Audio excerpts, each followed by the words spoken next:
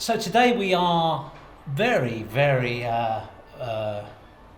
honoured to have Jonny Vivash and Scott Lyus with us, who are the actor and writer-director of Black Mass. Yeah. Welcome. Thank you. Thank you for having us. Thank you so much for being with us. So I think I'll ask you, Scott, Okay. obviously, I guess, if you could tell us what Black Mass is about without giving any spoilers away. Yeah, without giving a spoiler definition, the film essentially revolves around depression more than anything else. So it revolves around a bereaved father, played by Jonny, and his two adopted daughters who have recently lost their mum and wife, respectively, and how they're dealing with that, and follows more Jonny's story, or Charlie in the film, his descent with depression and where that may lead him to, and how he and his daughters are dealing with that. Okay, thank you. So, where did you get? It really is a great story, and I mean that with all honesty. Yeah.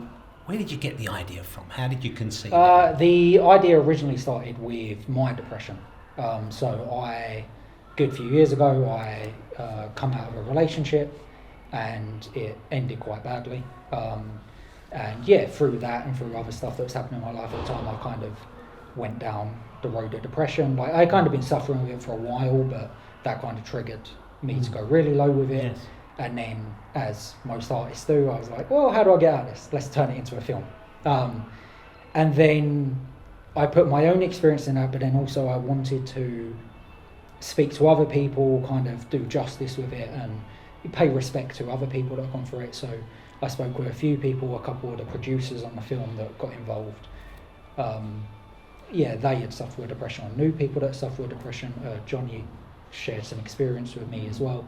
That all kind of went into it, but then it also became very clear that depression is such a wide ranging emotion that affects nearly everyone in different ways. And there was no way we were going to be able to do depression that kind of worked with everyone. So it was about kind of channeling that into a way that we can make a film and a story out of it. And then when you come out at the end, you may go, okay, I kind of have felt some of them things as I did, or that's not exactly the way my depression is. And then hopefully we would start that conversation and kind of bring a bit of a light to it, and then tackle that in the horror genre, just because that's kind of where I've based my other films. And I feel like horror is such a great place to explore so many avenues that you can't really in other genres, but especially something as dark and as scary as depression, honestly. Which, again, we can't really give anything away, but you do that in a very creative way. This kind of like, what's going on in the mind. I don't even want to use, I want to use a word there and I can't because it'll give something away. No spoilers. Okay, so the film we watched, and I don't know if there's any different length versions, but the film we watched is nearly 12 minutes. Yes. How long was the script originally? And then, part two to that question, to the shooting. How much did you shoot to get down to 12? So the length of the script originally, So the length of the script was about 15? About 15 pages initially. About 15 pages initially, which translated quite nice into about 12 minutes. Okay. And then we shot for production with 3 days. And that kind of edited down quite nicely into the 12 minutes you see. There isn't too much we cut out of the film. Okay. This is the 4th short film my production company has made, 4th or 5th short film my production company has made. So we've kind of got ourselves to a point where what we shoot is what we use, and then it's just about tightening that up and bringing it as low as possible. To be honest, more for film festivals, because there's a lot of film festivals that when you start getting over that 10-minute runtime, it's a bit touch and go if they love your film. It's a bit touch and go just purely based on programming. So it's about getting it as low as possible, and we felt just below 12 minutes was our sweet spot. It's an optimum time for a short, I think, with any type of programming scenario, with any type of curation, with any type of block in different film festivals. Exactly. And as you've seen the film yourself, we felt that any less than 12 minutes wasn't enough time to give the characters and the story and the meaning behind the film the right amount of time it needed to breathe. Yes. But then any longer than that, you're kind of playing with fire. I think the pacing was perfect, actually. Oh, thank you. It really did work. So you've got this script, really strong script, this concept of how you're going to sell it through the horror kind of sort of touch to it. Casting. So you've got to bring on someone like Jonny's caliber to come and do this. Can you talk to people that are watching this about the casting process? Yeah, of course. So with this film, actually, it was very, very simple, as in the role was wrote with Jonny in mind. Oh, it was? We had been speaking for ages about working together. I was a fan of a lot of Jonny's work. He was a fan of some of my other films. We said we had to kind of make something, and then it was about 1.5 years since I made my last film, and then when I put this together, I knew that I needed someone that could deliver the performance in a very real, very strong, very emotional way, and pay respect to people that have suffered with depression, and then, as the film progresses, as you know, where that kind of leads, and not be insulting to them. And I knew I needed an actor of a certain calibre. Yes. And for me, Jonny was the actor. Mm-hmm. And then with regards to the other actors in the piece, Sophia Eleni and Charlie Bond, again, Charlie was someone I've been looking to work with for a while. She kept messaging me all the time, asking if I had a project come up. I sent her this film, and when she first read it, she actually wanted the role that Sophia played, because that's a lot more down the road of the kind of role she's played before. But I wanted to kind of take her out of her comfort zone a little bit, make her out of the two sisters, she's the more responsible, she's the older sister. I wanted to kind of challenge her and give her that role. And then Sophia, I didn't know before this film, that's the only role I really, sent a press release out and got an audition for. And Sophia just blew me away. She's maybe the most naturally talented actor I've ever seen. And, I think it's just a matter of time before she finds something that skyrockets her. And then lastly, James Swanton, who plays Darkness, the kind of demon figure in the film. He's been making his name for himself kind of under the makeup. He is recently the kind of ghost demon figure in a film called Host that's just premiered on Shudder and blew up all over the world. And I discovered him through, I was a fan of one of these films that he made called Frankenstein's Creature, that played at Fright Fest. Got talking to him, and he kind of liked the script, luckily, and wanted in. So fantastic. Quite simple for this film, to be honest. Brilliant. So Jonny, you were in mind. Scott was writing it. You were in mind. Fantastic. How fine is that for an actor? It's always nice when that happens. So you've read the script. Yeah. Is it perfect, or have you suggested things? What kind of relationship you got here in regard to you've read the script? How do you feed back to the writer-director on that? Well, prior to the script, we'd been in contact with each other and knowing each other's work, and saying at some stage we have to, hopefully our paths will cross and we'll work together. So this was the perfect storm, and Scott said, look, I've got this thing, will you have a look at it?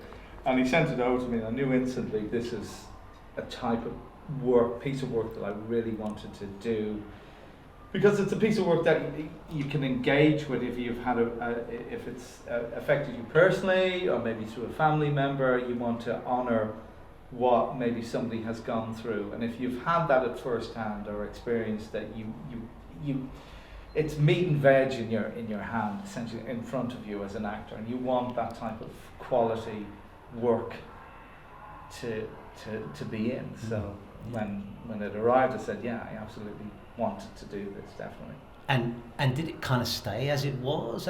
What was the relationship like, director, perfect lead? We were only chatting about this over lunch today, in terms of like, what was the experience like, because you go on and you do other projects and you don't really have a debrief sometimes. You might have a debrief a year later at another festival when you're sitting down and you have a drink, whatever. So in terms of like the experience on set and shooting, it was brilliant, because there's a collaboration that goes on where you, as an actor, you get the script and you have an idea of where you would like your character to go. So essentially you're setting up shop, you're setting up your stall and going, this is through the rehearsal before you put one down. You go, well, let's see what you're thinking, how this scene might go. So I think instantly we kind of knew we were both reading from the same hymn sheet. We both got it, because if you've experienced that or you know people, know where the story is going here. You know what avenues you have to travel down. So yeah. Okay, so directors work in different ways. Yep. Of course, and that's wonderful.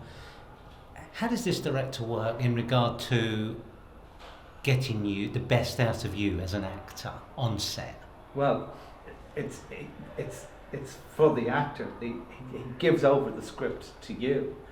Lets you interpret it. Which lets you interpret it, Now, ultimately, a director is going to steer a scene in terms of the first few passes to get it to an end point. But the great thing with Scott, he gives over the dialogue, he gives over the scene to you as an actor. So he allows you to embrace the character. You're not shackled in any way.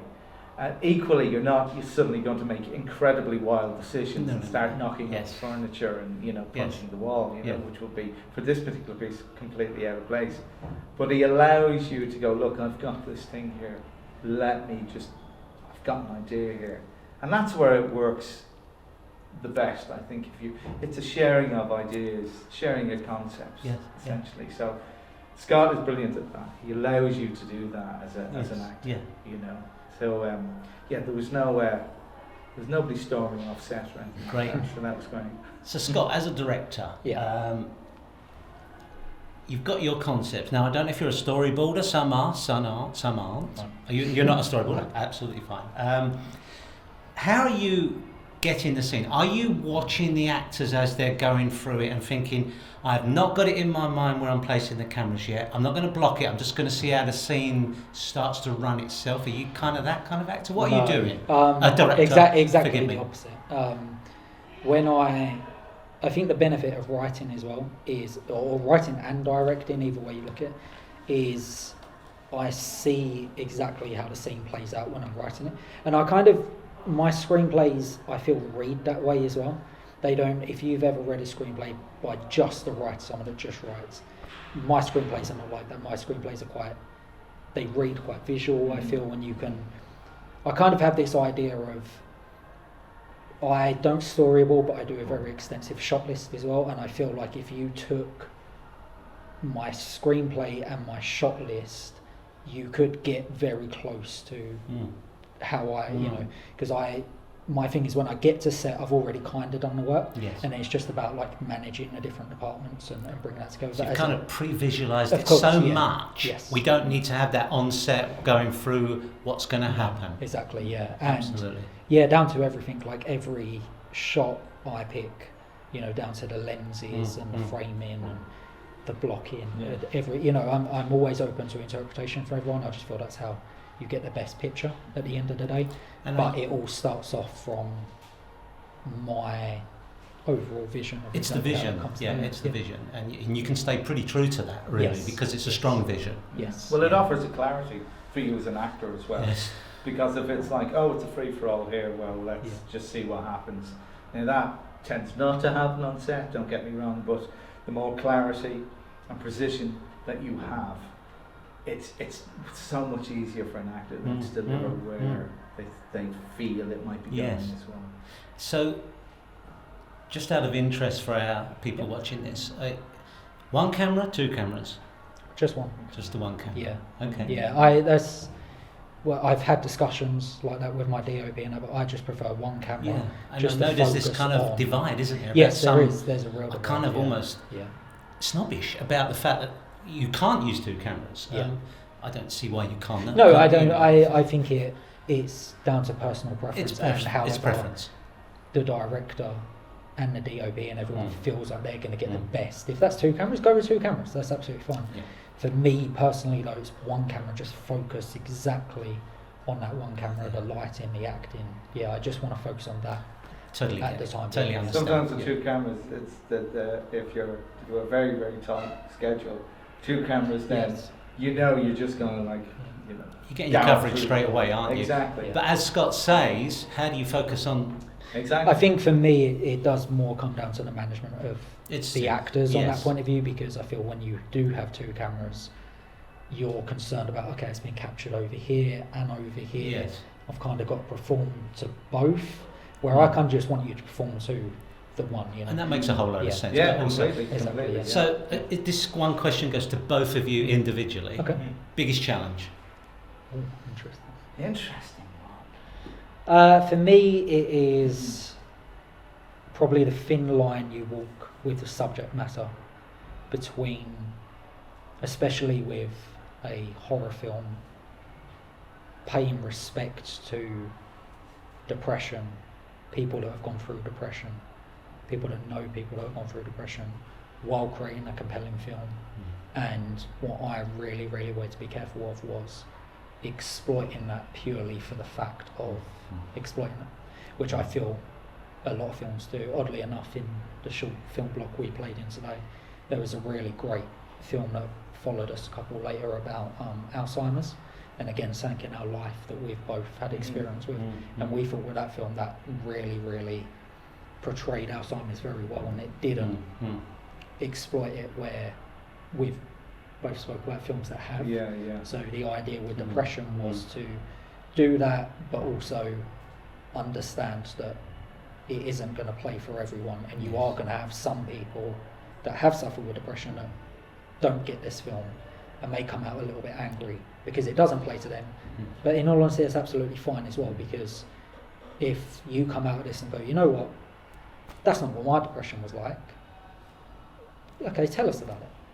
Let's get that conversation going. Absolutely. Because at the start of this, that was our problem. Not enough people were talking about it. Okay. You know, so at that stage when we were embarking on that project. But yeah, I tend to. It's a great question, but it's to honour it, because people. It's a universal scenario. So whatever you might present will not be that person's. It could be much more extreme. It could be less. It could be minuscule. It could be gigantic. So I think what the conversation we got into was to honour what we were trying to do and be as truthful as we could be to the particular characters in that given situation, and that's where we were coming from on it. And we didn't want to add in. It wasn't a one-stop shop for all depression. This is the story that we're telling here for this particular moment, with these particular characters in that space. So. And what I like is the fact that you've answered that question by saying you've shown great respect to the subject matter, but done it in a creative, unique way, which is really wonderful. Well, I feel like you have to tell that story to get people to watch that story, because equally it's important to appeal to the people that haven't suffered depression, or maybe are not open to embracing people that are suffering with depression. Absolutely. It's important to appeal to those people too, and I feel like sometimes the only way you are going to appeal to them people is with a creative, somewhat entertaining film, even though I don't feel entertaining is the right way to describe Black Mass, but no, it is. It is the correct way to describe it, I believe, anyway. So very, very briefly, how's it been received? Has it been into festivals already before this one? Has it been received? Yeah, we've done very well. Yeah. Actually, we've played a lot of big festivals. We've got some really great feedback. We've also had some of the opposite feedback. One of the things that I'm very passionate with film, art in general, of I don't ever want you to watch anything I do and walk out and go, that was okay. Because I feel like you forget. And I don't feel that's what art should be, or film. I feel like you should come out and go, you should have a reaction. And most of the time that reaction is, I love that, or I hate that. Either way, you've had a reaction. And it means we've done something. Absolutely. It means we've connected with you on some level. And I feel like we've had that. We tend to get 5-star reviews or 1-star reviews. Okay. Not much in the middle. No, it's either or. Yeah. And along the festival, we've picked up a few awards, so that's been great. And that helps in terms of future festivals and that when it's off on its festival job. So it's not finished its run yet. No, it's not finished its run yet. We've got a few more coming up, and to be honest, the reactions are kind of what we want, in all honesty, especially with a subject matter like this. I feel you have to spark a reaction. I feel like if you're tackling any serious subject matter, the worst thing you can do is be vanilla.